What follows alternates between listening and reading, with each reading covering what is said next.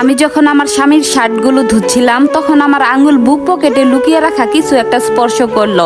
একটি ছোট সোনার প্রজাপতি কানের দুল, যা আমার ছিল না।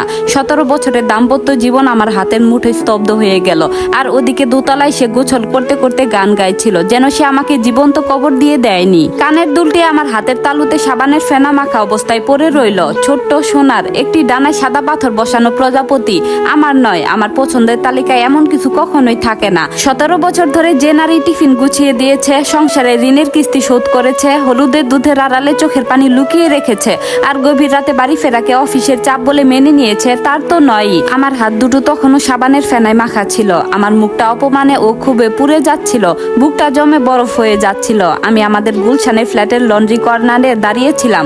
চারপাশে জাহিদের শার্ট, মোজা আর তার দামি পারফিউম আর তার সব মিথ্যার স্তূপ। তারপর আমি মেঝেতেই বসে পড়লাম, ঠিক সেখানেই 24 বছর বয়স থেকে যে মানুষটাকে স্বামী বলে ডেকে এসেছি, তার ময়লা কাপড়ের স্তূপের মাঝে। জীবনে প্রথমবারের মতো আমি সেই সত্যটা স্বীকার করলাম, যা আমি বহু মাস ধরে জানতামও। তার কলারের সেই অচেনা পারফিউমের গন্ধ। রাত 1:30টায় সিঙ্গাপুরের ক্লায়েন্টের ফোন কল। আমি ড্রয়িং রুমে ঢুকলে তার ফোনের স্ক্রিনটা উল্টে টেবিলের দিকে মুখ করে রাখার অভ্যাস। বাথরুমে বসে টাইপ করার সময় তার মুখের সেই বোকা বোকা হাসি। হঠাৎ করে জিমে জয়েন করা, নতুন নতুন সব শার্ট, ফোনের পাসওয়ার্ড বদলে ফেলা। আমি জানতাম, কিন্তু আমি না জানার ভান করা বেছে নিয়েছিলাম, কারণ এটা মেনে নেওয়ার অর্থ ছিল আমার 17 বছরের জীবনটা একটা সস্তা তামাশায় পরিণত হয়েছে। আমি কানের দুলটি আমার কুর্তার পকেটে রাখলাম এবং উপরে চলে গেলাম। শাওয়ার তখনও চলছিল। জাহিদ একটা পুরনো রোমান্টিক গান গাইছিল, বেসুরো, উচ্চ স্বরে এবং ভীষণ আনন্দে। সেই শব্দটা শুনে আমার প্রায় হাসি পেয়ে গেল। একটা মানুষ আপনার জীবনটা ধ্বংস করে দিয়েও চোখে শ্যাম্পু যাওয়া নিয়ে এত সতর্ক থাকতে পারে। আমি বাথরুমের দরজার বাইরে দাঁড়ালাম। নিচ থেকে গরম পানির ভাব বের হচ্ছিল। তার ফোনটা বিছানায় রাখা ছিল, স্ক্রিন নিচের দিকে করা। আমি সেটার দিকে তাকালাম। এতগুলো বছর আমি কখনো তার ফোন ছুঁয়েও দেখিনি। একজন ভালো স্ত্রী সবসময় স্বামীকে বিশ্বাস করে।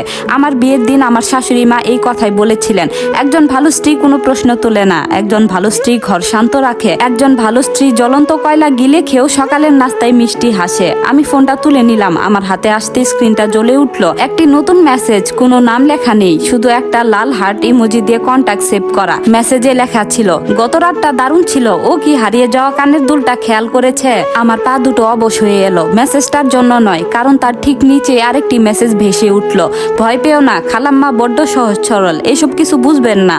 খালাম্মা, আমার বয়স 41, আমি মরে যাইনি, আমি বোকা নয়, আমি ঘরের কোনো আসবাবপত্রও নয়। আমার আঙ্গুলগুলো ফোনটাকে এত জোরে চেপে ধরলো যে ফোনের কোনাগুলো হাতের তালুতে বিঁধে গেল। শাওয়ার বন্ধ হলো। ভেতরে জাহিদ আবার গুনগুন করে গান গাইতে শুরু করলো।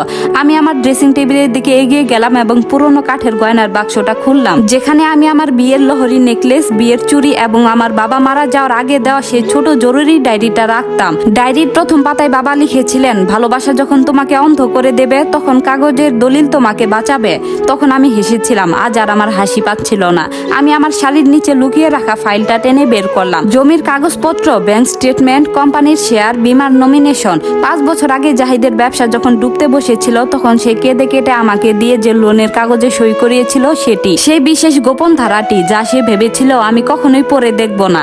আমি সবকিছু বিছানার উপর সাজিয়ে রাখলাম। তারপর পকেট থেকে সেই সোনার কানের দুলটি বের করে ঠিক কাগজের মাঝখানে রাখলাম, যেন আদালতের কোনো অকাট্য প্রমাণ। বাথরুমের দরজা খুললো। গায়ে তোয়ালে জড়িয়ে হাসতে হাসতে জাহিদ বের হয়ে এলো। ও বলল, আনিকা, আমার নীল শার্টটা কোথায়? ঠিক তখনই তার চোখ পড়লো আমার হাতে থাকা ফোনটার দিকে, তারপর কাগজের উপর রাখা কানের দুলটার দিকে। তার মুখের হাসিটা মিলিয়ে গেল। 17 বছরের দাম্পত্য জীবনে এই প্রথম আমার স্বামীকে ভীষণ ভীত দেখালো। আমি তার ফোনটা উঁচিয়ে ধরে বললাম, ওকে ফোন করো। সে ঢোক গেল আর বলল, আগে আমার কথা শুনো। আমি হাসলাম আর বললাম, না, ওকে ফোন করো, স্পিকারে দাও। তার মুখের ভাব আবার বদলে গেল। অপরাধ বোধ নয়, এবার স্পষ্ট আতঙ্ক, কারণ ঠিক সেই মুহূর্তে ফোনটা আবারও কেঁপে উঠল। স্ক্রিনে একটি নতুন ছবি ভেসে উঠল। আমি সেটার দিকে তাকালাম, আর যে মেয়েটি অন্য কানের দুলটি পরে দাঁড়িয়েছিল, সে আর কেউ নয়, আমার নিজের পরিবারেরই একজনের পাশে দাঁড়িয়ে হাসছিল। ছবিটার দিকে তাকিয়ে আমার নিঃশ্বাস আটকে গেল। জাহিদের হাত থেকে ফোনটা প্রায় পড়ে যাচ্ছিল। তার মুখের রক্ত যেন এক মুহূর্তে শুকিয়ে গেল। ছবিতে যে মেয়েটি দাঁড়িয়েছিল, তার কানে সেই প্রজাপতির অন্য কানের দুলটি ঝলমল করছিল, আর তার পাশে আমার ছোট মামাতো বোন মেহেরিন। আমার চোখের সামনে হঠাৎ করে গত 2 বছরের অসংখ্য দৃশ্য ভেসে উঠতে লাগলো। মেহেরিন প্রায়ই আমাদের বাসায় আসতো, আমাকে আপু বলে জড়িয়ে ধরতো, জাহিদকে দুলাভাই বলে মজা করতো। আমি নিজেই কতবার বলেছি, মেহেরিন, তোমার চাকরির ব্যাপারে দুলাভাইয়ের সঙ্গে কথা বলো, ওর অনেক পরিচিত আছে। আমি নিজে তাদের কাছাকাছি আসার পথ খুলে দিয়েছিলাম। আমার বুকের ভেতরটা মোচড় দিয়ে উঠল। জাহিদ কাপা গলায় বলল, তুমি যা ভাবছো ব্যাপারটা তা না। আমি ধীরে ধীরে তার দিকে তাকালাম আর বললাম, তাহলে কি? সে কোনো উত্তর দিতে পারলো না। ফোনটা আবার কেঁপে উঠল। ভিডিও কল, একই লাল হার্ট চিহ্ন। জাহিদ যেন আতঙ্কে জমে গেল। আমি ফোনটা তার হাতে ধরিয়ে দিলাম আর বললাম, রিসিভ করো। সে মাথা নেড়ে বলল, প্লিজ আনিকা, এখন না। আমি ঠান্ডা গলায় বললাম, এখনই। অবশেষে সে কাঁপতে কাঁপতে কলটি রিসিভ করলো। স্ক্রিনে ভেসে উঠল এক তরুণী, কিন্তু সে মেহেরিন নয়, অচেনা একটি মেয়ে, বয়স খুব বেশি হলে 25। মেয়েটি হাসতে হাসতেই বলছিল, বেবি তুমি তো বলেছিলে আজও অফিসে থাকবে। কথা শেষ হওয়ার আগে সে আমাকে দেখতে পেল। তার হাসি মিলিয়ে গেল। কয়েক সেকেন্ড নীরবতা, তারপর মেয়েটি ফিস করে বলল, আপনি আনিকা আপু? আমি কিছু বললাম না। মেয়েটি নিজের ঠোঁট কামড়ে ফোনটা কেটে দিল। ঘরের ভেতর আবার নিস্তব্ধতা নেমে এলো। আমি ধীরে ধীরে জাহিদের দিকে তাকিয়ে বললাম, এবার সত্যিটা বলবে? সে বিছানায় বসে পড়ল, 2 হাত দিয়ে মুখ ঢেকে বলল, এটা শুধু একজন না। আমার শরীরটা ঠান্ডা হয়ে গেল। সে ভাঙা গলায় বলতে লাগলো, 2 বছর ধরে আমি অনেক বড় ভুল করেছি। আমার কোনো কান্না পেল না, শুধু মনে হচ্ছিল আমার ভেতরের সব অনুভূতি যেন পাথর হয়ে গেছে। ঠিক তখনই নিচতলার কলিং বেল বেজে উঠল। 1 বার 2 বার 3 বার। আমাদের গৃহকর্মী এসে দরজার বাইরে থেকে ডাকলো, আপা, একজন মহিলা এসেছেন, বলছেন জাহিদ স্যারের সঙ্গে খুব জরুরি কথা আছে। জাহিদের মুখ মুহূর্তে সাদা হয়ে গেল। আমি ধীরে ধীরে দরজার দিকে হাঁটতে শুরু করলাম। পেছন থেকে সে চিৎকার করে উঠল, আনিকা, দরজাটা খুলো না। আমি থামলাম না, দরজার হাতলে হাত রাখলাম। তারপর ধীরে ধীরে দরজা খুলতেই সামনে দাঁড়িয়ে থাকা মহিলার কোলে প্রায় 4 বছরের একটি ছোট ছেলে আমার দিকে তাকিয়ে বলল, মা বলেছে আমি আমার বাবাকে নিতে এসেছি। ছেলেটার কথা শুনে আমার চারপাশ যেন স্তব্ধ হয়ে গেল। আমি আমার বাবাকে নিতে এসেছি। ছেলেটি 4 বছরের বেশি হবে না, কোকড়ানো চুল, বড় বড় চোখ, হাতে একটি ছোট খেলনা গাড়ি। তার পাশে দাঁড়িয়ে থাকা তরুণীটি মাথা নিচু করেছিল, মুখে ক্লান্তির ছাপ, চোখ দুটো লাল, মনে হচ্ছিল অনেকক্ষণ ধরে কেঁদেছে। পেছন থেকে জাহিদের কাপা গলা ভেসে এলো, তুমি এখানে কেন? মহিলাটি ধীরে ধীরে মাথা তুলল। ও বলল, কারণ আর মিথ্যা বলতে পারছি না। সে আমার দিকে তাকিয়ে বলল, আপনি আনিকা আপু? আমি নিঃশব্দে মাথা নাড়লাম। সে গভীর শ্বাস নিয়ে বলল, আমি জানতাম না উনি বিবাহিত। প্রথমে বলেছিলেন ডিভোর্স হয়ে গেছে, পরে বললেন শুধু আইনি কাগজ বাকি। আমি বিশ্বাস করেছিলাম। মহিলাটির কথা শুনে জাহিদ চিৎকার করে উঠল, চুপ, একদম চুপ। মহিলাটি এবার কঠিন চোখে তার দিকে তাকালো আর বলল, আজ আর চুপ থাকবো না। 4 বছর ধরে শুধু তোমার কথাই শুনেছি। আমার বুকের ভেতরটা মোচড় দিয়ে উঠল। 4 বছর, অর্থাৎ আমি যখন সংসার বাঁচানোর জন্য নিজের গয়না বিক্রি করছিলাম, তখনই সে আরেকটা জীবন গড়ছিল। মহিলাটি ব্যাগ থেকে একটি খাম বের করলো আর বলল, এগুলো আপনার দেখা উচিত। আমি খামটি হাতে নিলাম। ভেতরে একের পর এক ছবি। সমুদ্রের ধারে জাহিদ আর সেই মেয়ে। একটি জন্মদিনের কেক কাটছে 2 জন। হাসপাতালের বেডে নবজাতক শিশুকে কোলে নিয়ে দাঁড়িয়ে আছে জাহিদ। আর শেষ ছবিটিতে জাহিদ শিশুটিকে বুকে জড়িয়ে ধরে হাসছে। ছবির পেছনে নিজের হাতের লেখায় লিখেছে, আমাদের নতুন জীবনের শুরু।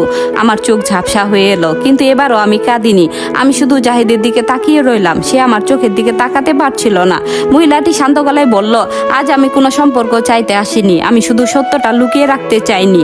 ঠিক তখনই ছোট ছেলেটি আমার কাছে এসে দাঁড়ালো। সে নিষ্পাপ কণ্ঠে বলল, আন্টি, বাবা কি আজ আমাদের সঙ্গে যাবে? কথাটি শুনে আমার গলা শুকিয়ে গেল। একটি শিশুর কোনো দোষ নেই, সে শুধু তার বাবাকে চিনেছে। আমি হাঁটু গেড়ে বসে তার মাথায় হাত রেখে জিজ্ঞেস করলাম, তোমার নাম কি? সে মিষ্টি করে হেসে বলল, আয়ান। জাহিদ হঠাৎ এগিয়ে এসে ছেলেটিকে কোলে নিতে চাইলো, কিন্তু ছেলেটি তার দিকে না গিয়ে মায়ের হাত শক্ত করে ধরে ফেলল। মহিলাটি ধীরে বলল, এতদিন সময় ছিল, আজ আর অভিনয় করার দরকার নেই। ঠিক তখনই আমার ফোন বেজে উঠল। অজানা একটি নম্বর। আমি কলটি রিসিভ করতে ওপাশ থেকে একজন ভদ্রলোক বললেন, ম্যাডাম, আমি অ্যাডভোকেট রাশেদ বলছি। আপনার বাবার রেখে যাওয়া ট্রাস্ট সংক্রান্ত কিছু গুরুত্বপূর্ণ নথি নিয়ে আজই আপনার সঙ্গে দেখা করা জরুরি। কারণ আপনার স্বামী আজ দুপুরে সেই সম্পত্তি সম্পর্কে কিছু কাগজ জমা দেওয়ার জন্য চেষ্টা করেছেন। আমি ধীরে ধীরে জাহিদের দিকে তাকালাম। এই প্রথম আমার মনে হলো সে শুধু আমার বিশ্বাসই ভাঙেনি, সে আমার বাবার রেখে যাওয়া সে স্মৃতিটাও নিজের নামে করে নিতে চেয়েছিল। অ্যাডভোকেটের কথাগুলো শুনে আমার শরীরের ভেতর যেন বরফের স্রোত বয়ে গেল। আমি ধীরে ধীরে জিজ্ঞেস করলাম, আপনি কি বললেন? আমার স্বামী কোন কাগজ জমা দিতে গেছেন? ওপাশ থেকে ভদ্রলোক শান্ত গলায় বললেন, ম্যাডাম, বিস্তারিত ফোনে বলা ঠিক হবে না, তবে আপনার বাবা ট্রাস্টের একটি পাওয়ার অব অ্যাটর্নি ব্যবহার করার চেষ্টা করা হয়েছে। কাগজে আপনার স্বাক্ষর আছে, কিন্তু আমরা সেটি যাচাই করতে গিয়ে অসঙ্গতি পেয়েছি, তাই আপনাকে আগে জানালাম। কল কেটে যাওয়ার পর পুরো ঘরটা নিস্তব্ধ হয়ে গেল। আমি ধীরে ধীরে জাহিদের দিকে তাকালাম আর বললাম, তুমি আমার স্বাক্ষর জাল করেছ? জাহিদ সঙ্গে সঙ্গে মাথা নাড়লো আর বলল, না নিকা, ব্যাপারটা তেমন না। আমি জিজ্ঞেস করলাম, তাহলে কেমন? সে কোনো উত্তর দিল না। তার নীরবতায় যেন সব স্বীকার করে নিল। আমি বিছানার উপর রাখা ফাইলগুলো আবার খুললাম। প্রতিটি কাগজ এবার নতুন করে দেখতে শুরু করলাম। হঠাৎ একটি পুরনো ব্যাংক স্টেটমেন্ট চোখে আটকে গেল। 2 বছর আগে আমার নামে থাকা একটি স্থায়ী আমানত ভেঙে টাকা অন্য একটি কোম্পানির হিসাবে পাঠানো হয়েছে। কোম্পানির নামটি পরিচিত, ওটাই জাহিদের নতুন ব্যবসা ব্যবসা। আমি মাথা তুলে তাকালাম আর বললাম, এই টাকাটা আমাকে না জানিয়ে নিয়েছিলে? জাহিদ ভাঙা গলায় বলল, ব্যবসা বাঁচানোর জন্য দরকার ছিল, পরে ফেরত দেওয়ার ইচ্ছা ছিল। আমি তিক্ত হেসে বললাম, ফেরত নাকি আরেকটা সংসার চালাতে? ঘরে দাঁড়িয়ে থাকা তরুণীটি এবার ধীরে ধীরে বলল, আপু আমি এই টাকার কথা জানতাম না, আমি চাকরি করতাম। উনি বলতেন সব খরচ ওনার ব্যবসার লাভ থেকে আসে। আমি তার দিকে তাকালাম, তার চোখে প্রতারণার ক্ষত স্পষ্ট। সেই মুহূর্তে বুঝলাম এই মানুষটি শুধু আমাকে নয় আরো অনেককে মিথ্যার জালে বেঁধেছে। ঠিক তখনই ডোরবেল আবার বেজে উঠল। গৃহকর্মী দৌড়ে এসে বলল, আপা একজন কুরিয়ার এসেছে, বলছে শুধু আপনার হাতে পার্সেলটা দিতে হবে।